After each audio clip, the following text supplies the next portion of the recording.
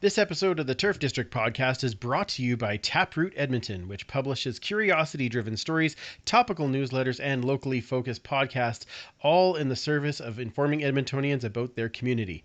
Taproot publishes a weekly tech roundup, sharing local headlines and upcoming events to help you stay up to date on what's happening in Edmonton's tech community. Subscribe to the tech roundup for free at taprootedmonton.ca. That's taprootedmonton.ca. Enjoy the show.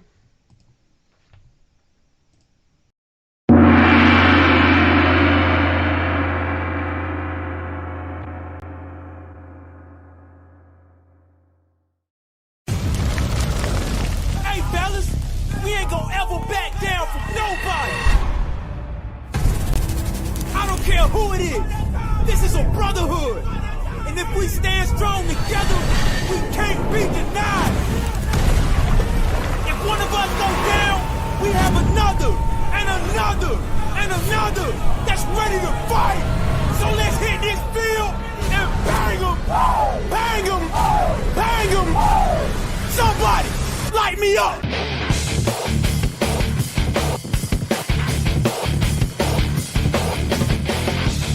It's time to huddle up. It's the Turf District Podcast.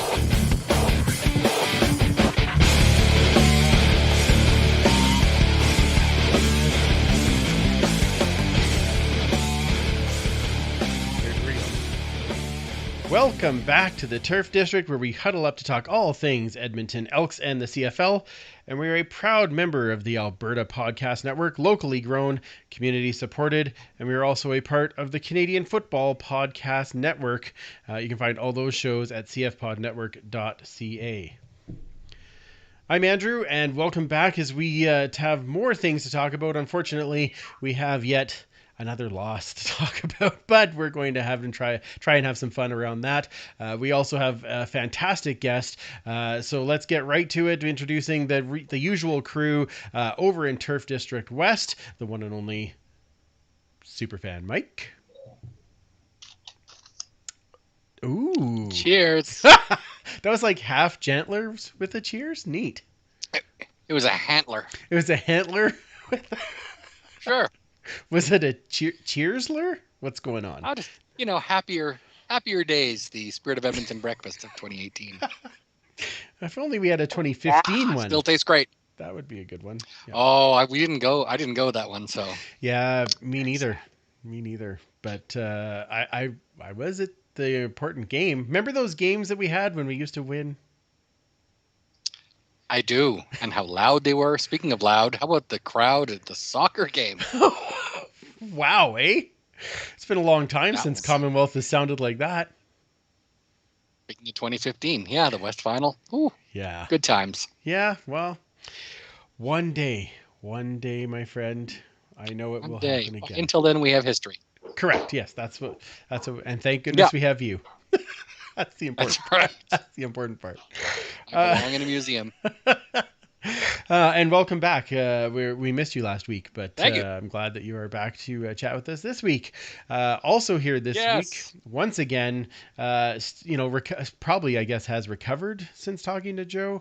It is now one Commissioner Kayla, who's very festive this evening. How are you? I'm well. I know Joe. He's all good. Yeah, as you said on the podcast, you're legit friends. Yeah, sometimes you just plug people out, and that's why we're friends. I don't pay attention to him whatsoever. Legally binding. Exactly. That's how you do it. It's brilliant. I think you've really found the key to success there. Right? Block him out unless you're talking right to him. It's great. Yeah, exactly. But thank you to Joe for coming on. Absolutely. Yeah, exactly. Now, we have an amazing guest this evening, and I want to get right to him. Joining us from out east, so we've kind of covered all of the different spots now. It is one Quentin Eberts from Pay It Forward with Football. How are you doing, Quentin? I am doing fantastic. Thank you for having me back. I'm excited to be back. Absolutely. I think this is your third time on, and we're always excited to have you here so that we can chat all things Pay It Forward with football and kind of what you guys are up to. But before we get there, tell me a little bit. Obviously, you follow the team because this is where you got all started, and kind of what's your feeling on the year? What as a fan first, how are you feeling about the team, and what do you think things need to happen?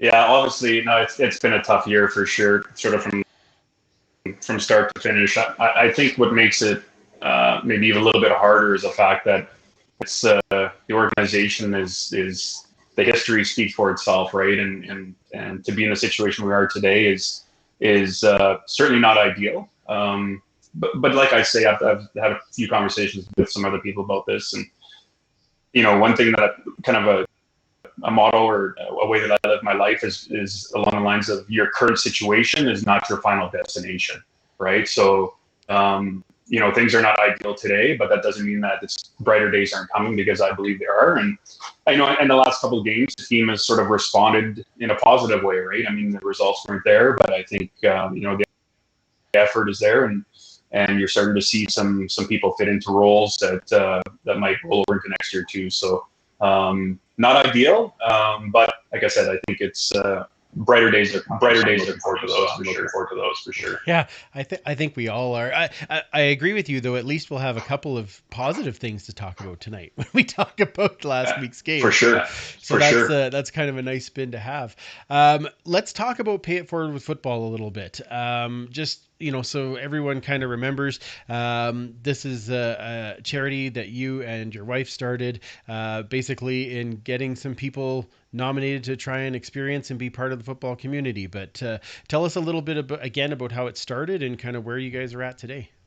No, absolutely, for sure. So we started back in 2019. My wife Samantha and I, we kind of, we've been taking hold of this for a long time. I've been going to games since I was 7 or 8 years old. So going back mid '80s type of thing. And it's always been part of my life, growing up into my adult life, and then meeting them, started dating, started going to games that way. Sort of our relationship grew through that. I don't know if you've heard before, but Sam's actually born and raised in Calgary. So that was an interesting because it took some coercing to get her to the right side of Alberta, but marriage. Yes. So she came around.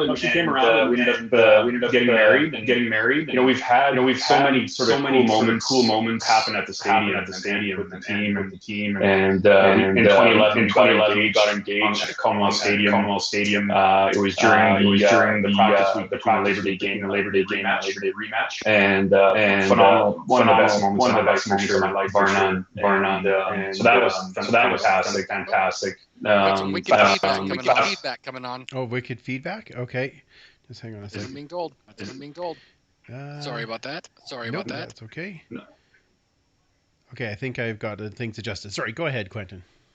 For sure. So that was fantastic. We have two amazing kids. Our son Tennyson is 6. Our daughter Riley's 3. We announced that we were pregnant with both of them at Commonwealth Stadium. And then back in 2017, we were fortunate enough to win a fairly large 50-50 jackpot. And once that happened, we kind of took some time to talk about it amongst ourselves. And, we sort of realized that there were so many great things that were happening to us through football, through the organization, and at Commonwealth Stadium, that we decided, hey, it's time to start giving some of this back. So that's sort of how the idea of Pay It Forward football.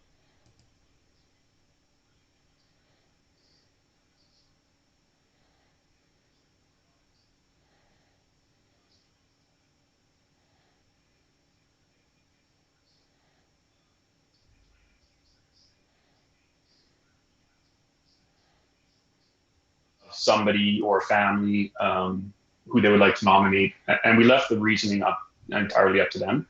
And we got some fantastic nominations. We weren't really sure, to be honest with you, what we were going to get in that regard, but it was the whole gamut from everything you can think of. So it was an amazing experience. Fast forward to this year, obviously 2020 was a little different because of the cancellation of the season.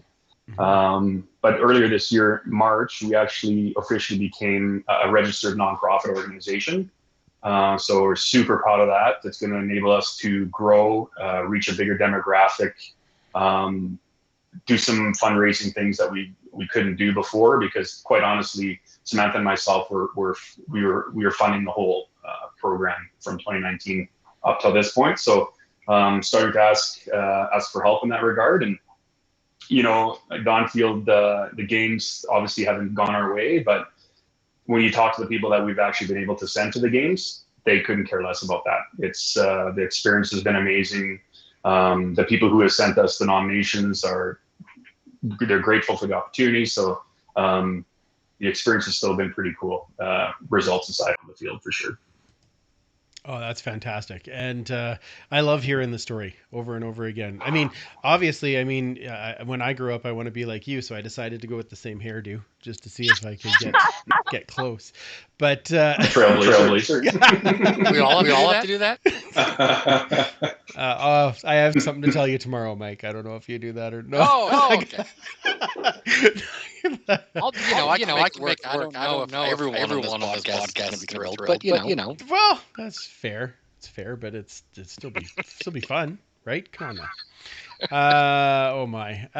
Needless to say, now Quentin, we also had you on because I announced last week, or we talked about it on the pod, that you were having a Stuff a Wallet initiative that's going on here. So tell us a little bit about that, because that to me is an amazing idea, and we definitely want to be part of it and support it.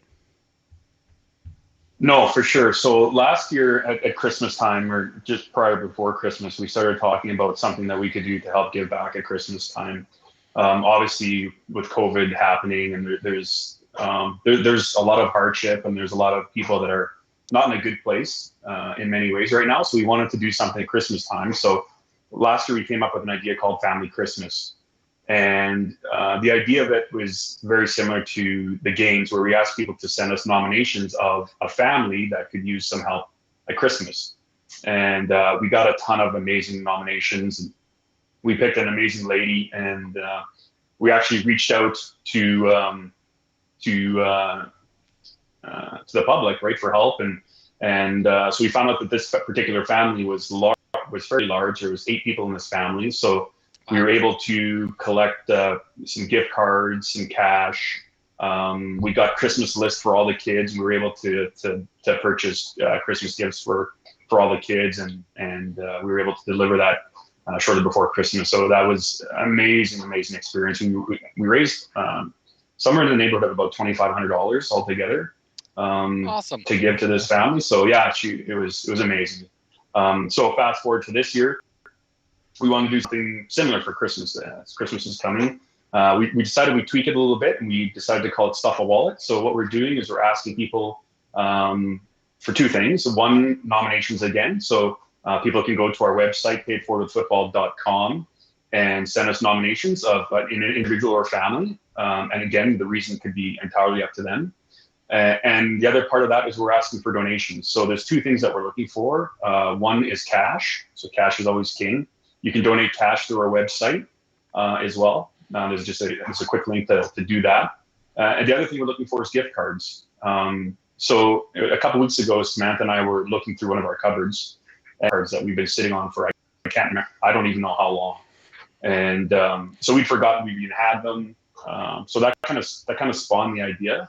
So we automatically donated them to the Stuff a Wallet, and we're thinking that people might be in similar situations where they might even already have a gift card that they have tucked away somewhere that they've received 2 or 3 birthdays ago, or whatever the case, and would be willing to donate it, right? So once we get everything collected, cash and gift cards, we're going to literally put it into a giant wallet, and we're going to deliver it to the recipient shortly. So that's where we are today. We're excited about it, and it's coming quick. Holy man, we're a month away from Christmas. It's hard to believe.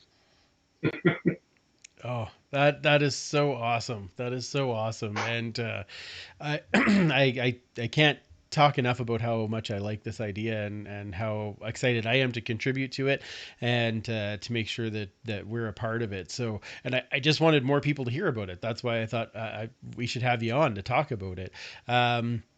Now, before we set up here, you were saying that you also might have something that we could give away on the show. Oh, absolutely, for sure. Yeah, thank you for reminding me. We have 3. I don't know if you can see these, but 3 Tim Hortons gift cards.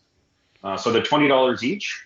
So we're happy to donate them to the show tonight. So I don't know, however you want to give them away there, Andrew, is up to you, but happy to donate them because you guys have been big supporters of ours this whole time too, and we're super, super grateful for you guys as well. So happy to donate them to the show tonight.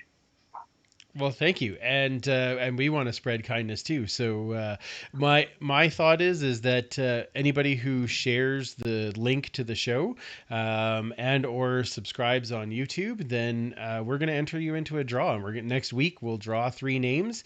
And but I do want people sharing the show because I want this to get out, and I really want Stuff a Wallet to do well. So Awesome. if you want a chance at a Tim Hortons gift card, then share the show. We'll throw your name in, and next Monday night on YouTube Live, as Jed would say, we'll draw 3 names, and we'll get you a $20 Tim Hortons gift card. And thanks for donating those, buddy. That's awesome. Our pleasure. We appreciate you guys' support. Yeah, absolutely. Yeah, you have it from all of us for sure. So yeah, for sure. So let's talk about our game from last week. Was all fun and games until now, but well, we will. Yeah. All right, another loss. Elks fall 29-24 to the Riders of the Rectangle. But I think there was some more. That was very well done. Mike is just ready to boo it all. Let's start with some goods, though, because there were some goods in this game. There were some Quentin. Good. Yeah. What jumped out for you? Walter Fletcher. I think that guy's a baller. He's obviously he's got athletic ability. He's young guy. I think he's contributed a lot to the offense, contributed to the team, and I think he's got the right mindset. I don't think he's letting any of the sort of noise that's going on right now around the team or around the organization. I don't think it's phasing him. I think he's come up north to play ball, and that's what he wants to do, and it's showing on the field. So I think that was definitely a big positive for sure. Absolutely. For me. It was for Mike too, because he's like, a running back, yay! but Mike, now we're gonna have 3 this game. Well, does that increase the chance of Wishbone? Oh, it's got to. Just has to, right? That's what I'm hoping. All running backs. That's right. I hope that happens while I'm sitting beside you watching this game, because it'll be very exciting. There will be a wishbone dance. Yeah. I don't know what that is yet. Okay, I'll make sure that I'm ready to record. Okay, anyway, positives for you in this game, Superfan. I had a few, actually. I'm sure most of us could find some good things in this game. I think Nafis Lyon has just had an absolutely phenomenal last couple of games. 2 interceptions in 2 games. We don't really even notice that Jonathan Mincy Jr. has been missing in this game. And that's no slight to Mincy at all. It just shows how good Lyon has been, I think.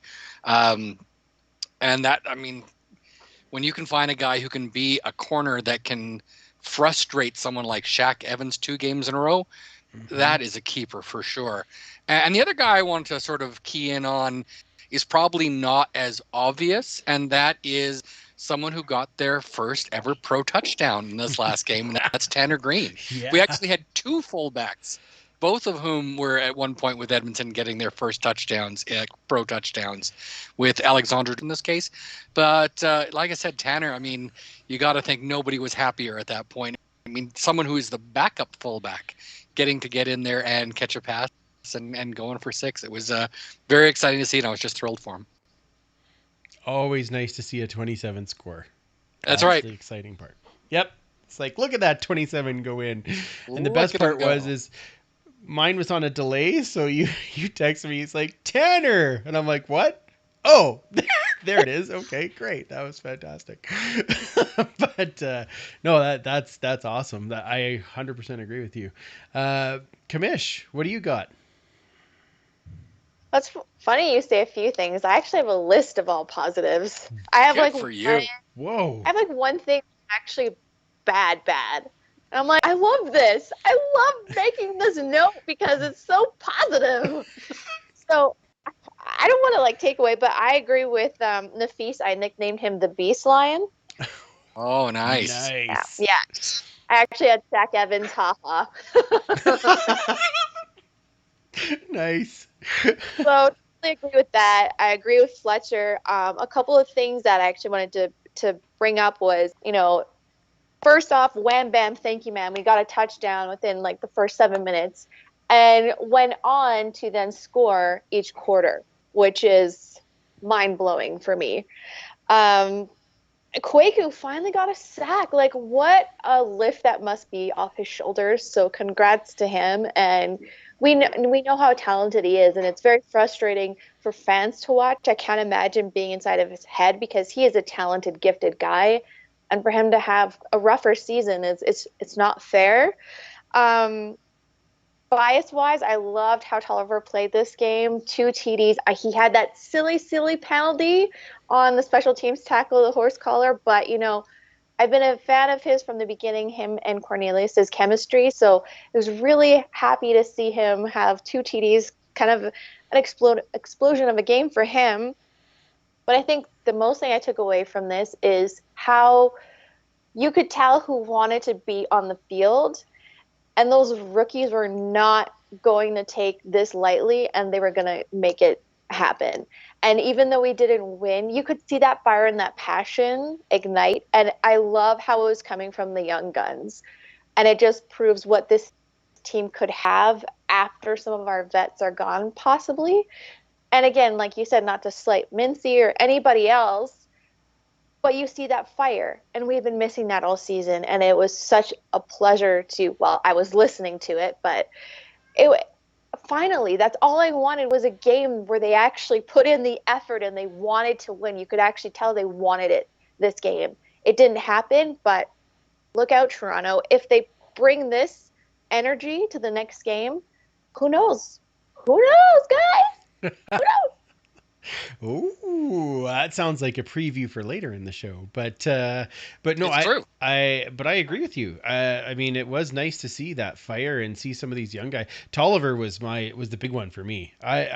He stood out to me all game. And honestly, the penalty, yeah, okay, but if he doesn't take that penalty, it's a touchdown. So, I mean, well, I guess he was hauling him out of bounds. He could have done it a little bit nicer for sure, but I mean, but he caught him. On the other hand, he caught him, yeah, which he probably shouldn't have. So, yeah, Tolliver really stood out for me actually. So, the other one that stood out for me was Moncrief. And yeah. Mike, you and I were texting 2 weeks in a row about that. Yeah, he's really stood out on in that linebacking core. So. It's really nice to have some positives to talk about, and overall, like you said, not the result we want, but hey, it wasn't all like, oh yeah, they just gave up. So I'll take it for the time being.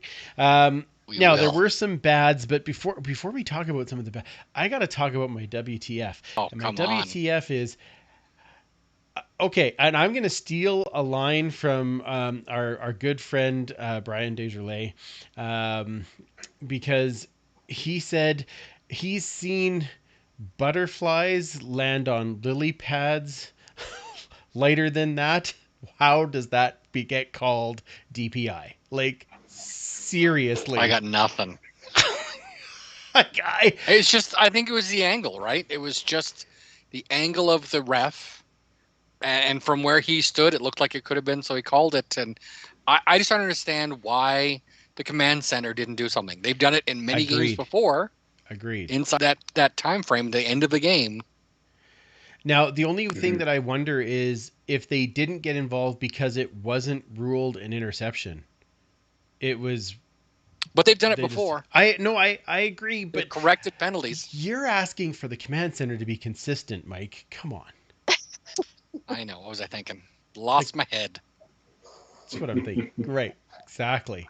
It's like you're gonna lose your hair later in the week. No, I'm just no. It's just no. I mean, holy! I don't even know how to. I didn't even know where to start with that when it happened. That is not pass interference, and it was an excellent sell job though. Like, oh, for sure. Shaker Baker, as Nathan calls him, had a wonderful slide there to get that. I mean, you're right though. The angle was perfect, but I'm surprised nothing happened with it. And I'm not gonna. They didn't lose because of that. Don't get me wrong. I'm not saying that they lost because of that, but man, that is a god awful call. It takes a lot out of the team. Yeah. Yeah. Exactly. Oh, absolutely. Well, and it did. And it is a game changer.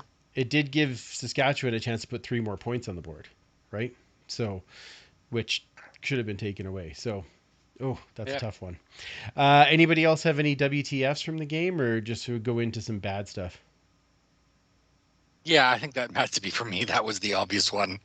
Just everybody in Edmonton and anyone in the herd was just screaming at their TV at that point. And a lot of people that weren't. Even some fans from all across the league were like, that's just a bad call. Yeah. Yeah, absolutely. Quentin, what are the things that you would clean up from this game? There's a couple that kind of stick out to me. One, it seems like something we've been talking about for a long time is our special teams. Is just, Sam and I were talking about it as the game was happening, and I was trying to explain to her that when we punt the ball to the other team and the returner runs for 15 yards before he even sees another elk, that's a problem. And to me, that's not. I don't think that's coaching. I think that's just lack of hustle. I think it's lack of try. Right. And it's hard to watch, right? And the unfortunate thing is that when you have a 42-man roster, you can't take 5 or 6 guys off of special teams and replace them during a game, right? So that's a big concern. The other thing that sort of stood up to me too was, I don't want to fault the guy because I think he has been improving. Taylor Cornelius, I thought he had a really good game until the final drive. That pick is just, the mistakes he's making are becoming less frequent, which is a big positive. But there's still like 5 Bell mistakes, right? And that was it altered the impact of the game, right? So it's a ball you can't throw at that part of the game. But those would probably be the 2 that stood out for me, I think. Yeah.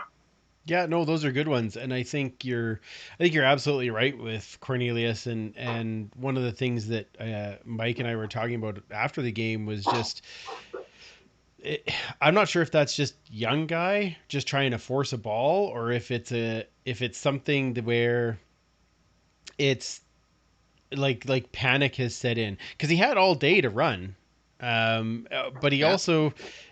You could have you have time left on the clock. You had time to take the 10-yard play. It didn't need to be the 25-yard play on first down, right? So that part was difficult. And then Mike, you had said that one of the things that we don't need is a game manager, and that's kind of what that seemed like over the last couple of games. Is that kind of where you were feeling? Yeah, I mean, you want someone who's going to lead the team. I mean, we've obviously been spoiled, especially with the Mike Riley era being so recent, on someone who will take over a game and he will lead the team down versus just making sure we don't lose. We want someone who's going to go out there and win the game. Can Cornelius be this? I don't know. But I'd like to see them give him a chance to do it at very least, instead of, it just seems like they're a little, I don't want to say snake bit, but overly cautious. Anyway, because they're just so afraid of making mistakes and it's going to cost us the game. And you need someone that's just going to go out there, be loose, and just say, no, I'm going to take this game. You saw the swagger that someone like a Duke Williams has. We desperately need that on this team. And I don't know where it's going to come from at the moment. Hopefully someone that doesn't take a whole lot of penalties, though, because we have enough of those. Was that your bad for the game, Superfan? That is my bad for the game. We had, 10 penalties? 100 some odd yards. They had 70. Yeah. That's just killing it. Especially when we take a pass interference, when we've got them stopped, and then we take a pass interference on, what was it, for a 2nd and 25 or something, and then now that's 1st and 10 inside the 20. It's just, we have to stop doing that at these worst times. Yeah, I agree. What was your one bad there that you had on your list, Kamish? First off, it was like I was watching a duplicate game when I watched the Elks and then the Saints, because I swear to God it was the exact same game. But mine too was the penalties. What is with both my teams and taking those stupid, silly penalties at the worst time, and then the other team capitalizing on them? I think that's the biggest thing, is now we got a touchdown, a field goal. Like, there's points being capitalized on these penalties that are so avoidable and silly. Like Darius Williams, why? But I get it. Like, they just need to calm down, relax, and settle in. So mine was penalties too, but I agree with the Cornelius thing, and what you said, Andrew. Panic was the first word that came to my mind. He's great, and he whips that ball like a freaking bullet. Like, he is Uncle Rico. For sure. Like, holy crap, lucky. Like, nails it. But the thing I notice is when he drops back in the pocket, he's very agile and quick, but he panics. He doesn't relax back into it and look for his players, and just you can tell he's young and he panics, and he tries to use his speed, and sometimes that just does not help him because he jets that ball off and he doesn't actually look at where he's going, possibly. But I think when he drops back, he just needs to relax into that position and take control rather than being anxious. That's just what again, I'm not a professional. I've never been a quarterback, but just seeing some different, like, I swear the Saints and the Elks are like mirrors right now. And I'm like, wow, that happened to Cornelius too.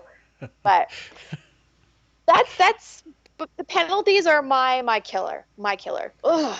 That's fair. And here, now everybody, come to the Turf District, come for the football talk, stay for the Napoleon Dynamite references. It's outstanding. I did appreciate all of those. That was amazing. Cut up some steak. Because we have to feed Tina? What's going on? Everybody goes next week. Commissioner's got a side ponytail. It'll be great. Your mom did well in college. Wait, what? God, I love that movie. So good. Yeah, I could. Yeah, it is so great. I can't imagine. The YouTube comments are going to be amazing, and it is time for the YouTube comments. Mike, what do you got for us? Let's just see here. We got some the usual gang of suspects in here. We got some new people. This is great. Excellent. So Chris Agar wants to know what's this win we speak of? He vaguely remembers it. Yeah, I mean, let's face it, we got to go back to Labor Day for the last one. And, you know, once upon a time. I should start all the history segments. Once upon a time. I hope you do. Andrea Van D is in. Oh. I'm here. It's happening live. Gasp! Exclamation! OMG! That is I don't quite get the panache that she would, but you get my eye drift here. Yes. Absolutely. Tim Capper is admiring Kayla being in cinema mode tonight. Ooh. It is very, yes, very widescreen, very letterbox. It's very nice. I can't see what's going on. That's even better. It looks amazing. Coach Vic really appreciates your current situation is not your final destination. Mm-hmm. Big one for sure. Then we had lots of audio problems, and then it sounded good, and then I had audio problems, and then it sounded good. Tim Capper is wondering who the extra 5 players that Edmonton activated are, and I think it was Laguda, Phillip, Renfro, Walker, and Wilder. Right. Costigan is coming in for Kasher, just subbing in for that straight across. So those are the extra 5.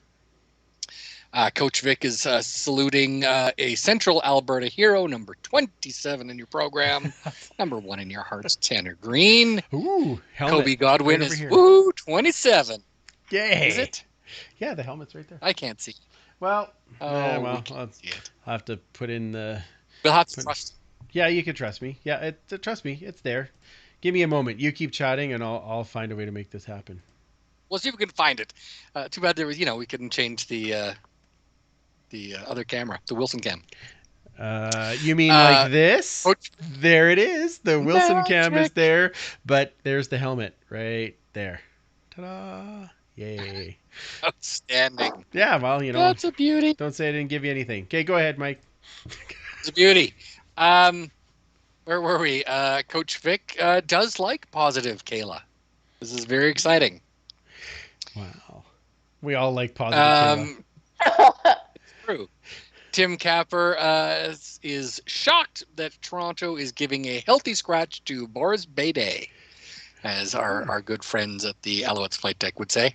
To me as well. But I guess they're like, he can rest. Yeah, me too. But they're resting like everybody. That's what they're saying. We're 50% of playing their a start- practice roster team. So if And- we So we don't have get to the win. win tomorrow night, like That will be shocking. I held that long Yeah, enough Ken just for Ludwig Bill. is- Yeah. Just for Bill. Yeah.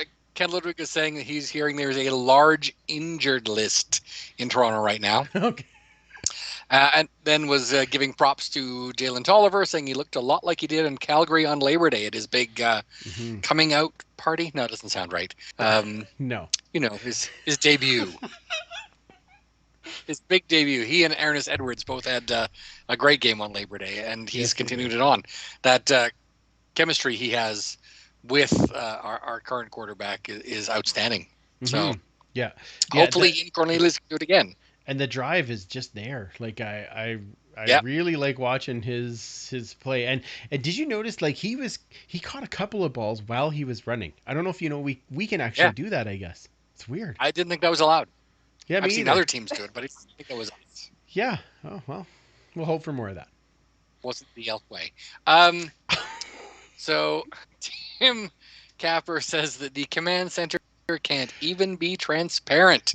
And Ken Ludwig says that was an absolute homer call for the Riders, talking about the DPI on that turnover that wasn't.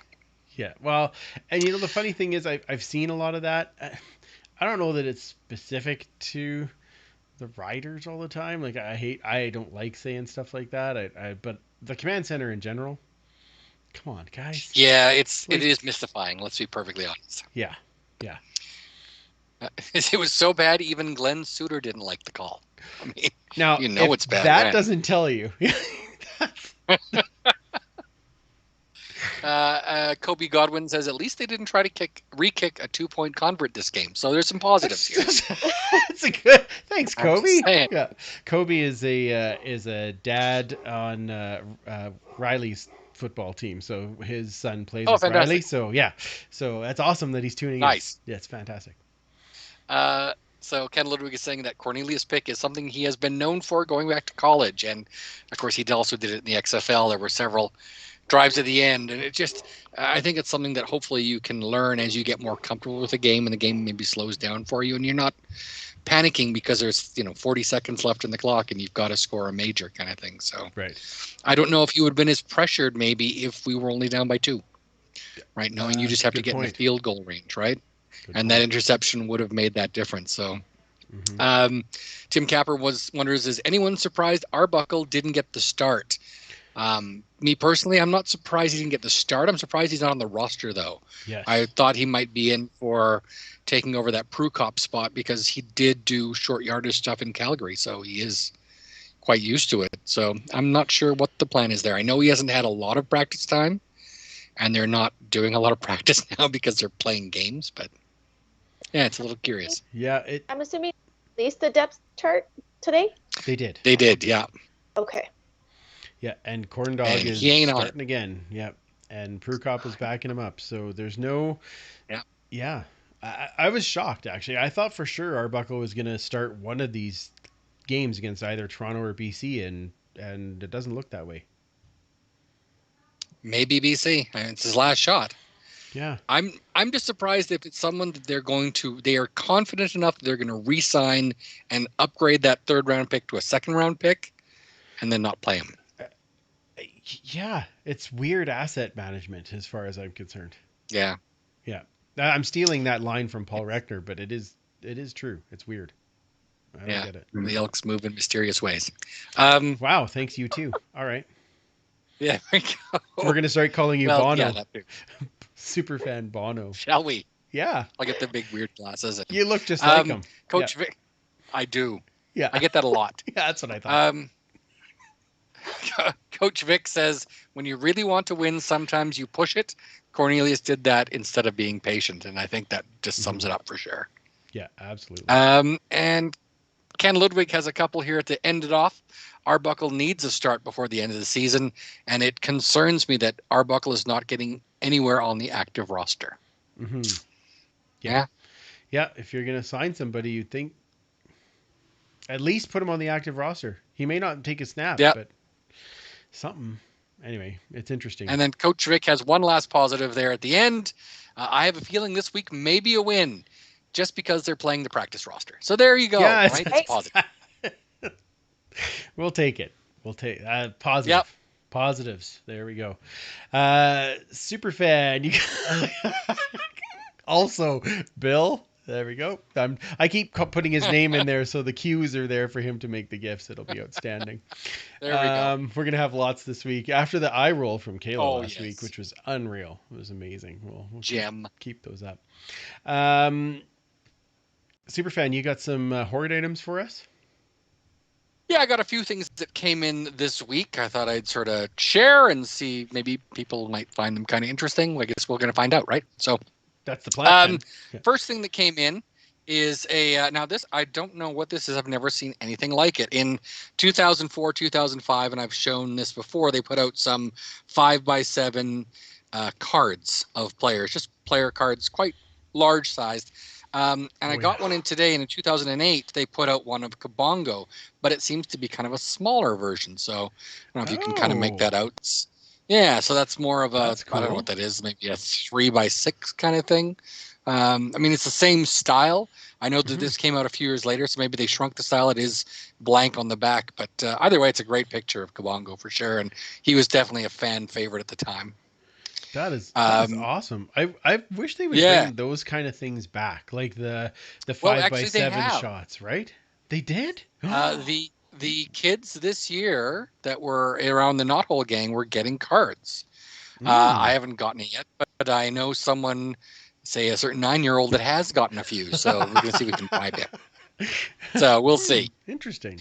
Speaking of cards, in 1962, so when I was but a young nothing, the brand Topps put out CFL cards from 58 through 65. And in 62, they thought they did something a little weird where every card was a standard card size, but it was perforated down the middle and you got 2 cards with every card, if that makes any sense.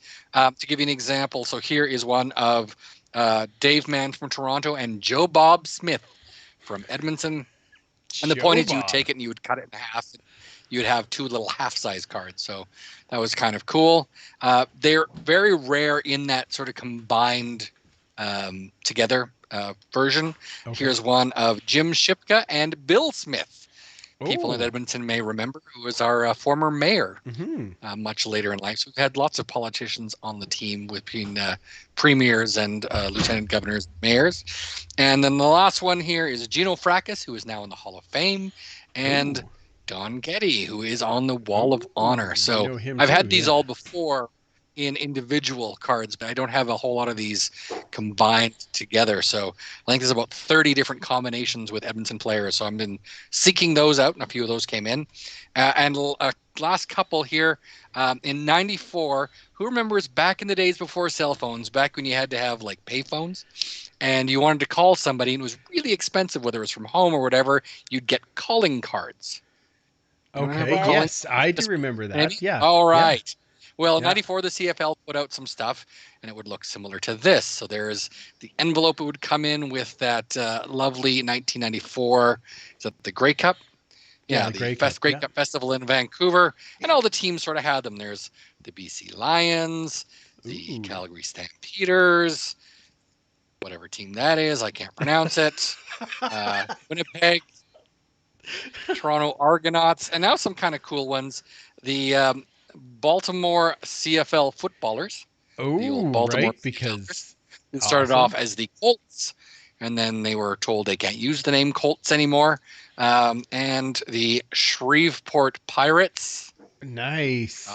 Shreveport, That is and still then a of very course cool the logo. got it for Of that course. one there. So very kind of cool. And then lastly, in '53, there was a company. It was Northern Alberta Photography or something, put out postcards, and there was a postcard for every team. And one thing they also put out was this lovely shot of, hopefully we can see it there, of Clark Stadium. Oh, yeah, yeah. So that was Yeah. on the back. It talks about Edmonton being the 1952 Western champions. So this is just before, of course, the three in a row, 54 to 56. So nice to get a nice Man. shot of Clark Stadium, and you can see the giant space on the top there, where we have another stadium these days. So Oh, man, that's awesome. Holy cow. yeah, That's so a just cool I shot. said a few things that came in. Yeah. I said it's you don't have a whole lot of shots of Clark from back then, especially in color, so it was No. kind of neat to get. Oh man, that's fantastic. And as usual, it was so many interesting things coming from the Horde. Yes, just random stuff, as we call it. But we love it. There we go.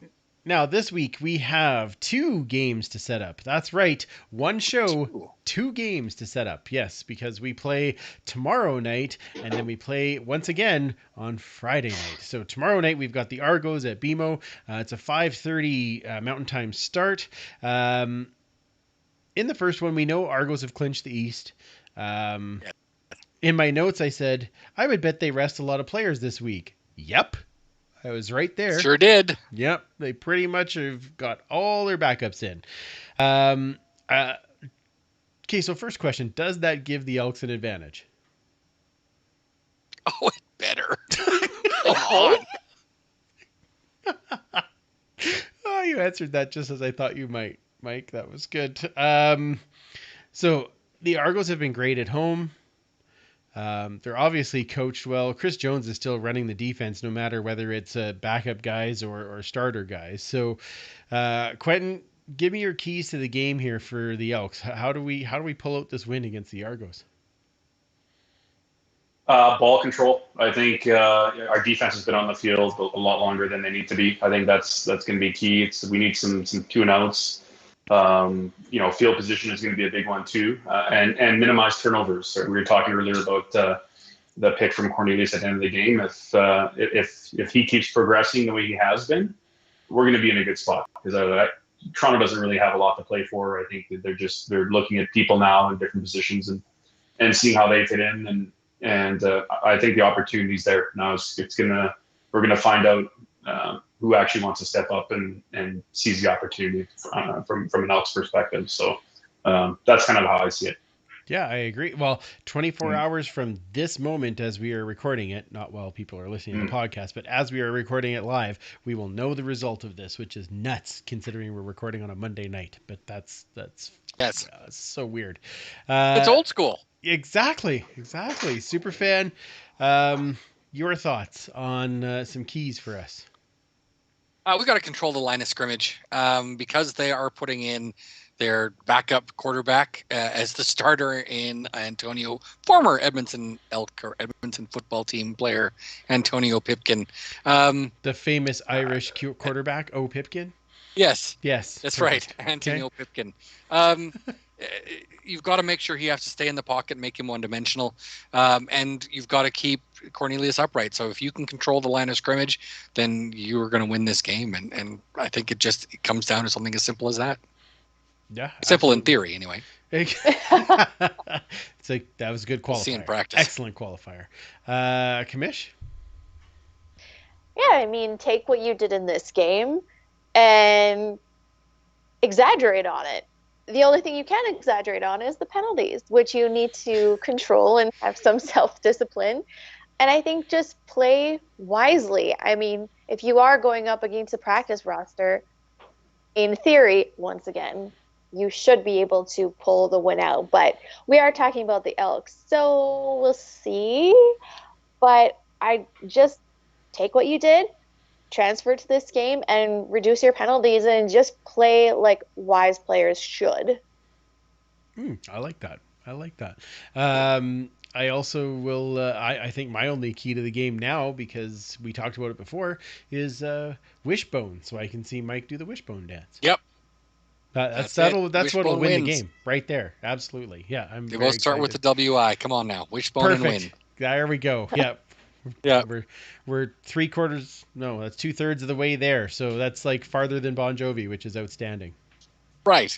That's what we needed. You'd think he'd been there by now. You think, yeah, it's been quite a while. I mean, he's been halfway there for a very long time. Yeah.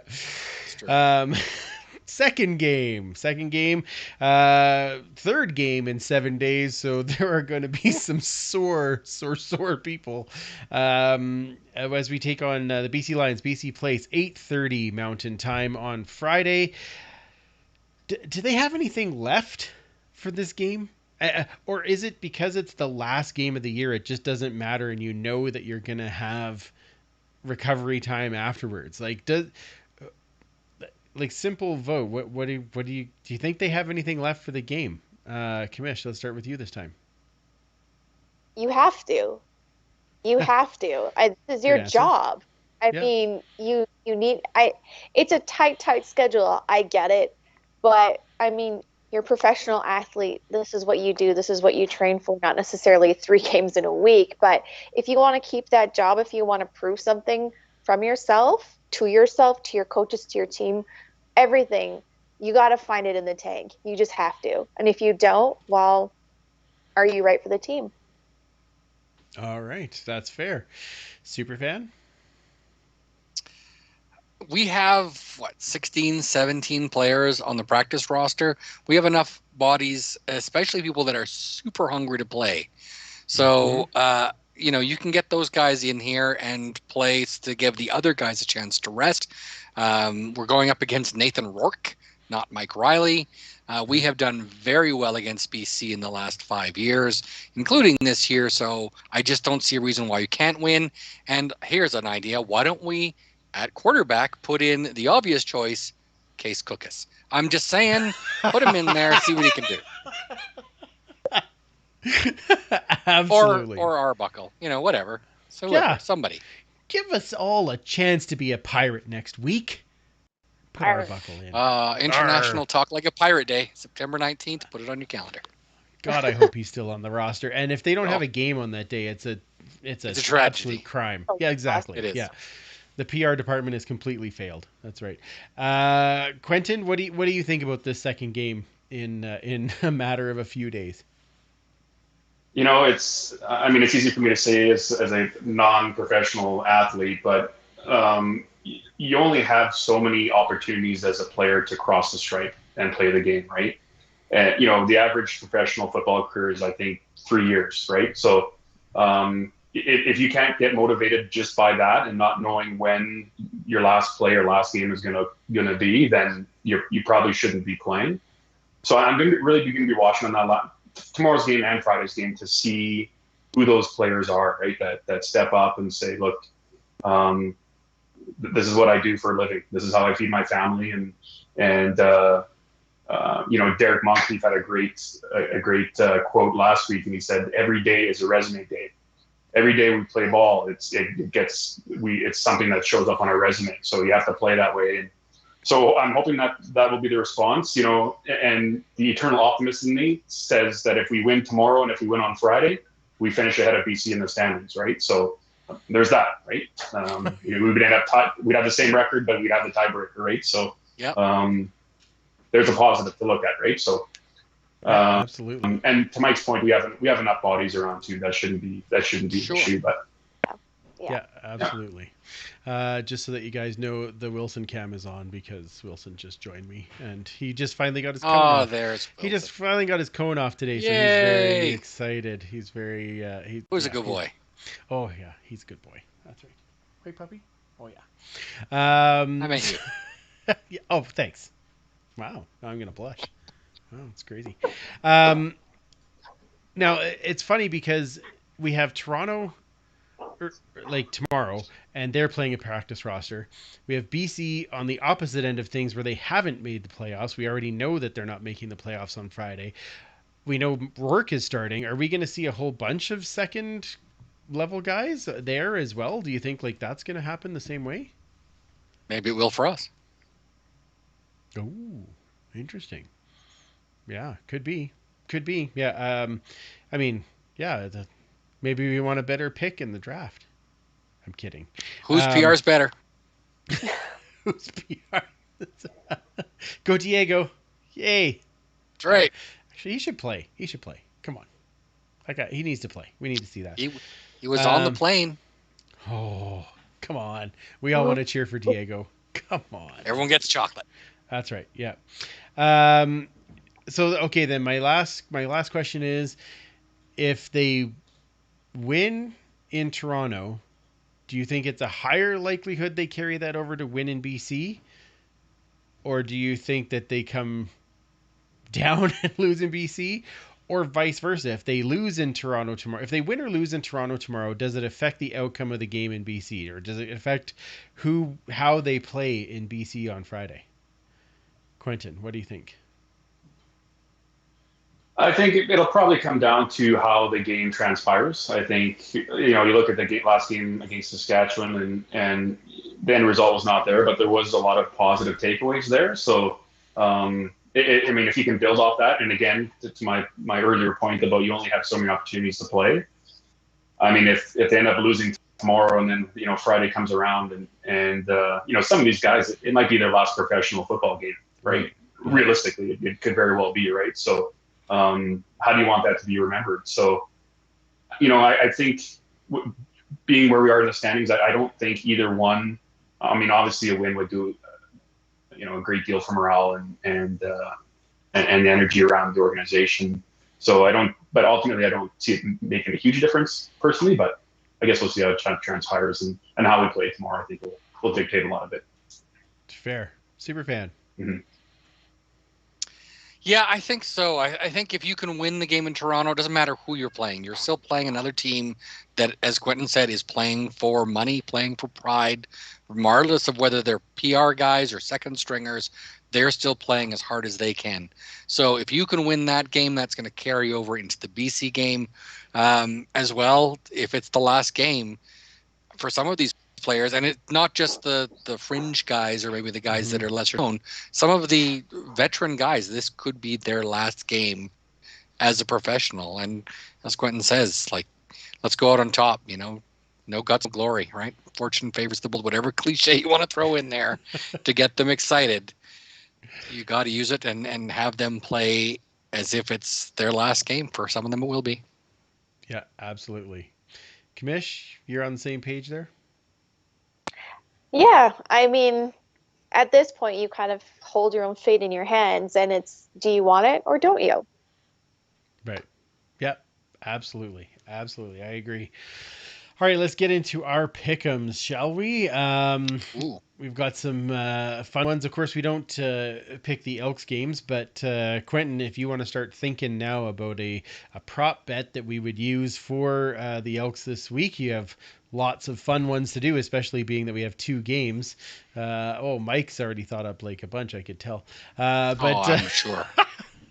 But you think of one, and then we'll set a line and kind of go from there. But in the meantime, we'll pick the other games. So, of course, the first game this week is the Tuesday game tomorrow. But the first game on the weekend is the early game on Friday, which is Ottawa in Montreal to take on the Alouettes. Quentin, how do you see this game going down? Well, if you're in Montreal and you can't get motivated by this game, I mean, it's a home playoff game was on the line. Trevor Harris has been playing fairly well with his new club. I don't see a scenario where this game should be close. So I'm taking Montreal. All right. Superfan? Yeah, there are two teams that have something to play for this week between Hamilton and Montreal, both wanting that home playoff date. So I think that of all the teams, they are going to do whatever it takes to get out there and win this game and get that home playoff game. So I just don't see Ottawa winning another game this season. And unfortunately, this could be the end of it. All right. Fair enough. Kamish? Well, I mean, Red Blacks aren't playing the Elks, so I think their likelihood of winning is very slim. It's true. I'm in the same boat. It's really hard to pick against Montreal, a team that's clicking even without Vernon Adams. But with Trevor Harris, he seems to have found a little something special with that team, which is amazing to see. And the only thing I can think of is, can you imagine them actually losing this game? No. So, Yeah. Montreal. All right. Fair enough. We're going to go clean sweep there. I'll pick Montreal as well. Next one. Or Queen Sweep. Queen sweep is fine too. Yeah. That's different. It's totally different. I'm sure there's a chess move called that, isn't it? Sure. I gotta go watch Watch go the back Queen's and watch Gambit the again. Queen's Gambit again. Yeah, we both went for the same joke at the same time. Well done. Yep. Okay, Saskatchewan versus Hamilton. The other game, I guess, that has something on the line with Hamilton playing as well for a home playoff game. Superfan, who you got? Yeah, again, I sort of see Hamilton taking this one as well because they are going to need to win it if they want to hope at a home playoff game. So Saskatchewan at this point, I think, is going to rest a lot of their players. There was a bit of a scare with Duke Williams at the near the end of that game where I have no idea how he came back from that. Me either. Like that looked atrocious. Yeah. But that's Duke Williams, right? Sometimes it's just, is that a smart thing to do? Maybe not. But the game was still in question, so he came in and he made sure he helped. So, but now they might be like, you know what? We don't want that happening. We're going to rest him. So, I'm not going to play that much. When do the starters come out? When you already have your playoff spot locked up? Are they going to come out? This is what all the fantasy players are debating right now. Yes. Is who are you taking? Because you might take 1/4 of snaps and then you're out for the rest of the game. So, we'll see. Hamilton. Yep. Fair enough. Commissioner? This is in the Hammer too, right? Sure is. Yeah. Yeah. I mean, it's the same. With Saskatchewan winning their home playoff game in the semi-West final, I can't imagine they're going to be playing their starters much, if at all. But, I mean, it's hard to go against Hamilton when they need this win, especially in the Hammer. So I have to agree with Mike, and I'm going with Hamilton. Paulie Mazzoli. Right. Sorry, I I was like, wow, we're Almost. going to go through without her saying it. Come on. Yeah, exactly. Paulie Mazzoli for me as well. Let's, it's got to be Hamilton there. I'm quite sure of it. Quentin? Yeah, same thing. I got to be honest about the Riders. I'm not a believer in that team at all. They've got some holes. They're very inconsistent, and they're playing probably one of the hottest teams in the CFL in the playoffs in the first round in Calgary. It's not a good matchup for them. So that being said, I don't see them putting up a big fight against Hamilton. I think Hamilton wins it going away for sure. Okay, fair enough. I'm excited because Kamish said they were going to play in the semi-West final, so I wasn't sure if that was going to be like in Morden or something because it's not quite West. Yeah. You were talking about Calgary, being the hot team. Calgary hasn't won a playoff game in Regina since 1971. Interesting. Now, Interesting. to be fair, Regina didn't host a whole lot of playoff games. So, I think they've only played there twice since like 2007, 2009. So it sounds a lot worse than it is. But still, it's been 50 years. Wow. that. That might make for some fun conversation next week. Maybe. All right. The other game that is going on this weekend, the teams that have nothing to play for anymore, it's Winnipeg versus Calgary. Winnipeg taking a loss last week against Montreal. I wonder if that will fire them up a little bit more for this week, but we shall see. Commissioner, who you got in this one? I don't have to choose, so it's great. I have to go to Winnipeg. Okay, perfect. It's worked out pretty well for you this year, No, actually. Yeah, I know. I don't have to choose Calgary ever. it's awesome. Great. Fantastic. Oh, the anti-Ryan. That's right, anti-Ryan. That's perfect. Yeah. Okay, I'm gonna actually say Winnipeg comes back with a bounce back game after last week. I think they're gonna actually start a few more starters, knowing that they're actually going to have the bye week afterwards, going into the playoffs. So maybe not all of them, but I do think that you probably see Collaros at least for half. They don't want to have them that whole balance of rest versus rust, right? So I think Winnipeg and their D find a way to make sure that they close the season off properly. Quentin. I'm going to go with Calgary. And the only reason that I think turn off Quentin's camera. yes. No, I'm kidding.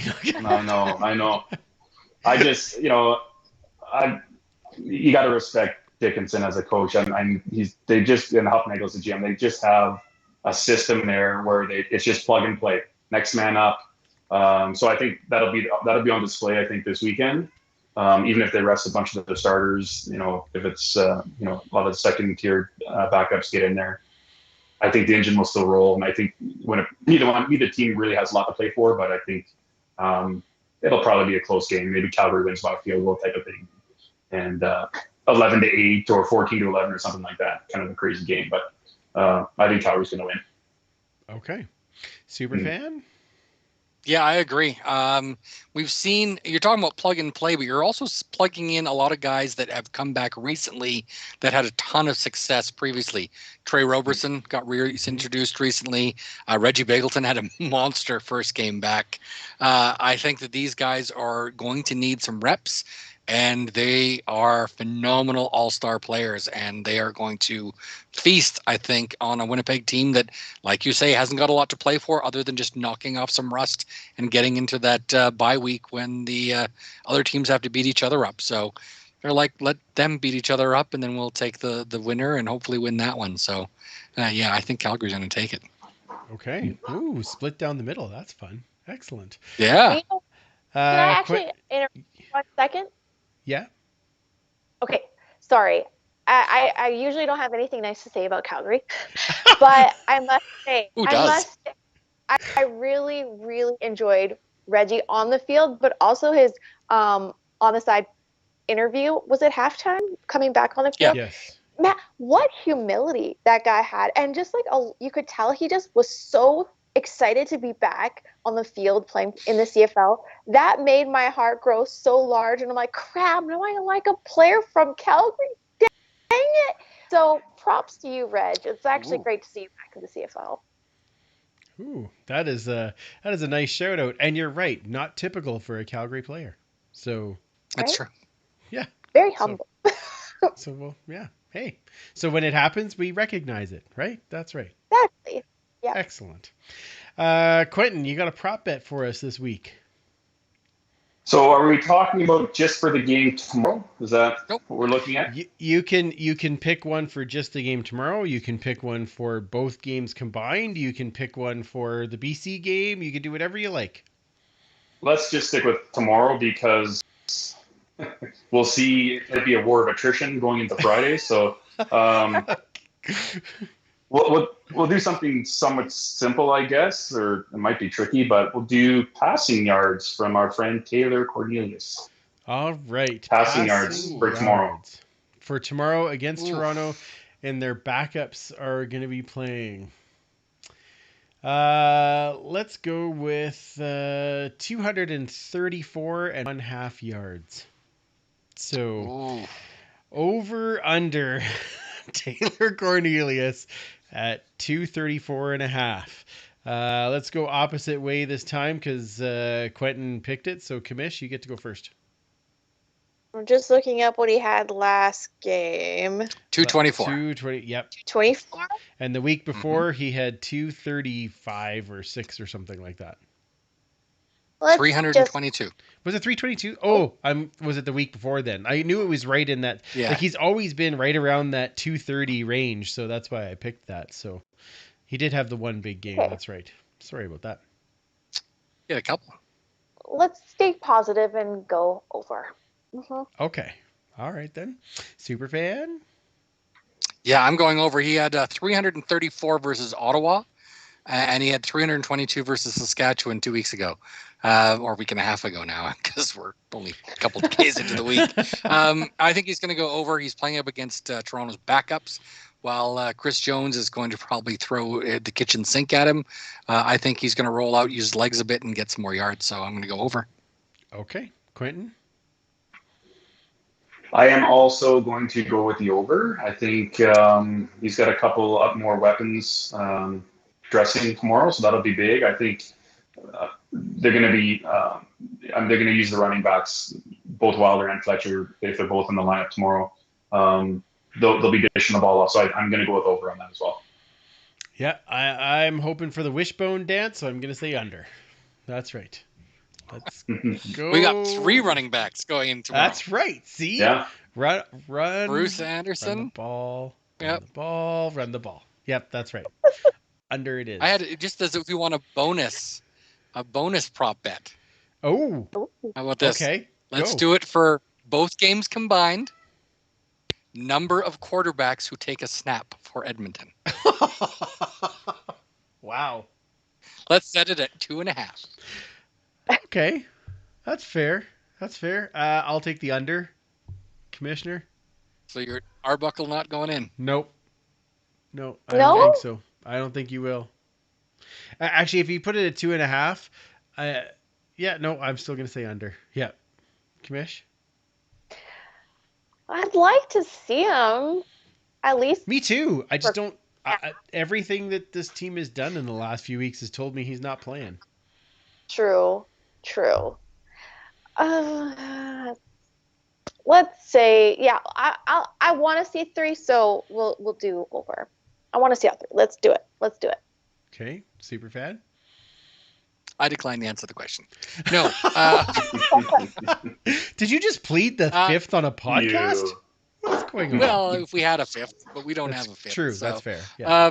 No, I mean, I would love to see him play. I'm just not entirely sold on the fact that we did bring him on the plane though. Mm-hmm. So I think there is an opportunity for him to go in on a limited playbook, not start, but maybe go in for Prukop and play that second string role and maybe take a couple of snaps, even if it's just short yardage or a couple of short plays. So I'll say over. Okay. Quentin? I think the only way that Arbuckle comes on the field is because of injury in the game tomorrow. I don't. Well, it won't be tomorrow. I don't. He's not on I the don't. list. No, No, but I mean, but- if there's an injury tomorrow, then he'd get in on Friday, right?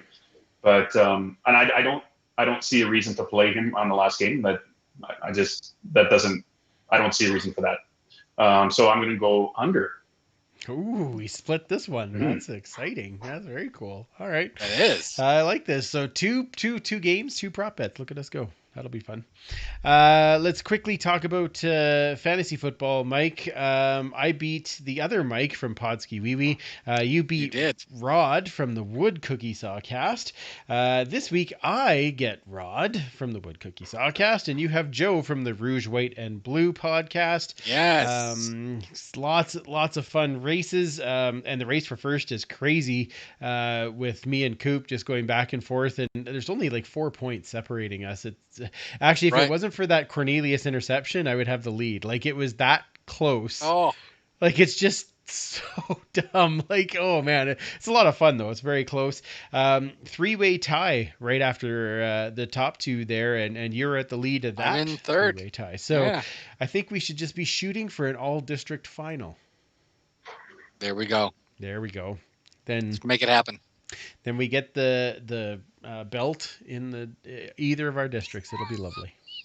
You can have the belt. Thanks, I appreciate that. That's good. Pays to accessorize. Whatever. Yeah.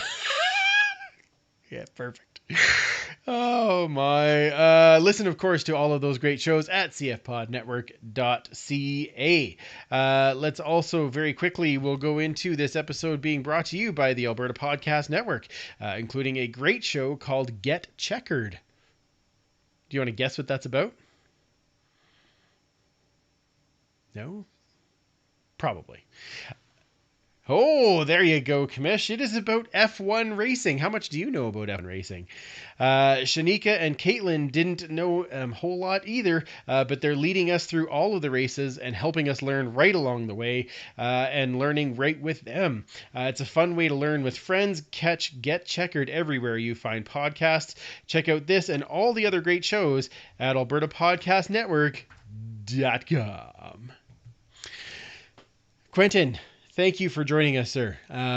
It's always a pleasure to have you on and chat football with you. I know a couple of months ago I swung by to get my wristband and we had an amazing chat, and all of our boys are like, when are you guys going to shut up? But it was a fantastic football chat with you. So thank you again for coming on. Tell everybody where they can find you on socials and, of course, everything to do with Pay It Forward with Football.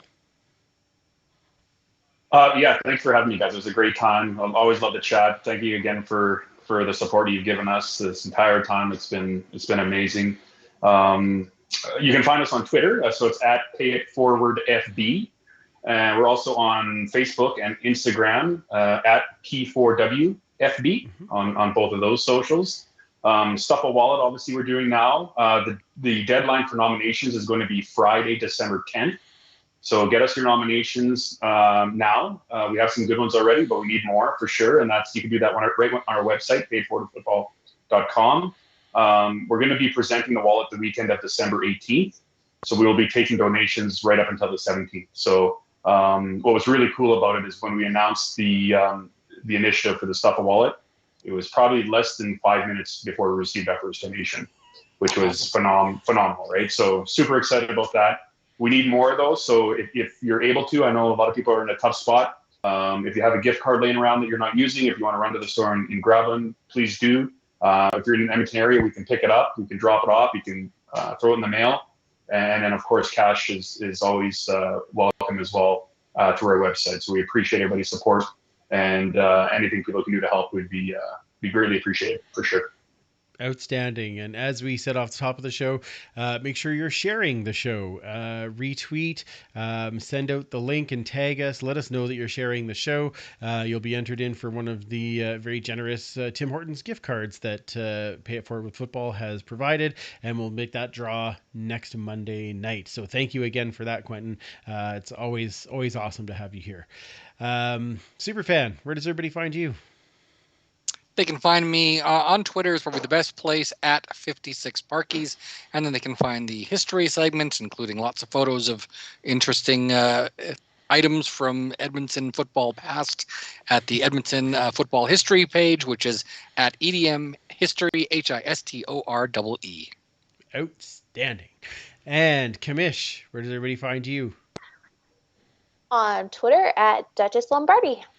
Perfect. And of course, you can follow us and share and join in the huddle at the Turf District. That's on Twitter, Facebook, and Instagram.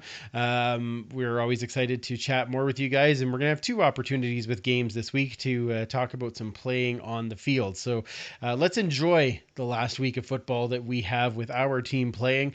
And let's huddle up and do some more chatting about it. We will be back next Monday to wrap up both of those games.